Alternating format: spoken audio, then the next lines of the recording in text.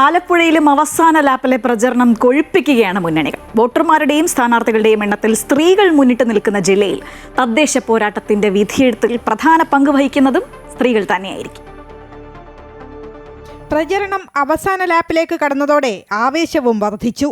ത്രികോണ പോരാട്ടവും ഇടതു വലത് പോരാട്ടവും ഒരേ മുന്നണിക്കുള്ളിൽ നിന്നുള്ള നേർക്കുനേർ പോരാട്ടവും ജില്ലയിൽ അരങ്ങേറുന്നുണ്ട്.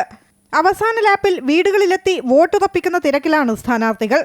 കാലാവസ്ഥ അനുകൂലമായത് പ്രചാരണത്തിന് അനുകൂല ഘടകമാണ്. മുൻനിര നേതാക്കളെ രംഗത്തിറക്കിയാണ് മുന്നണികൾ കളം കൊഴുപ്പിക്കുന്നത്.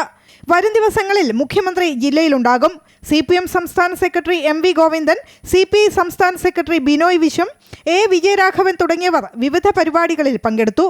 UDFന്റെ തെരഞ്ഞെടുപ്പ് പ്രവർത്തനങ്ങൾക്ക് ചുക്കാൻ പിടിക്കുന്നത് ആലപ്പുഴ MPയും AICC ജനറൽ സെക്രട്ടറിയുമായ KC വേണുഗോപാലാണ്.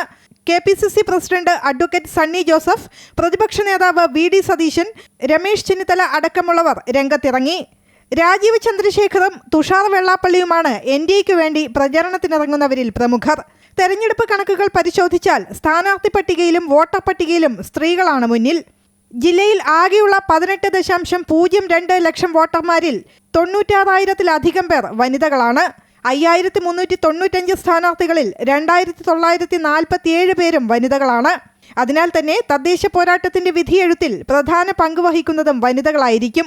അങ്ങനെ നോക്കിയാൽ ഇക്കുറി വനിതകൾക്കിടയിലെ പോരാട്ടവേദിയായി ആലപ്പുഴ ജില്ല മാറുമെന്നുറപ്പ്.